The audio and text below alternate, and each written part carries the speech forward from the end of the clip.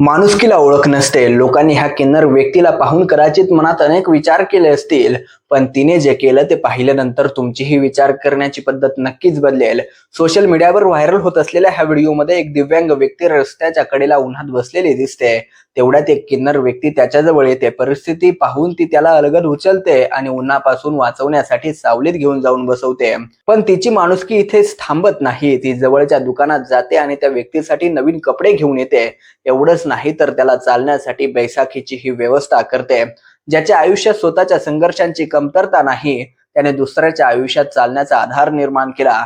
हीच तर खरी माणुसकी आहे. हा व्हिडिओ सोशल मीडियावर व्हायरल झाल्यानंतर अनेकांनी ह्या किन्नर व्यक्तीचं मनापासून कौतुक केलं. कारण एखाद्याला मदत करण्यासाठी श्रीमंत असण्याची गरज नसते, मोठी ओळख असण्याचीही गरज नसते. गरज असते ती फक्त मोठ्या मनाची. माणुसकी ही कोणाच्या चेहऱ्यावर, कपड्यांवर किंवा ओळखीवर ठरत नाही, तर समोरच्या व्यक्तीची गरज ओळखून त्याला मदतीचा हात देण्यात असते.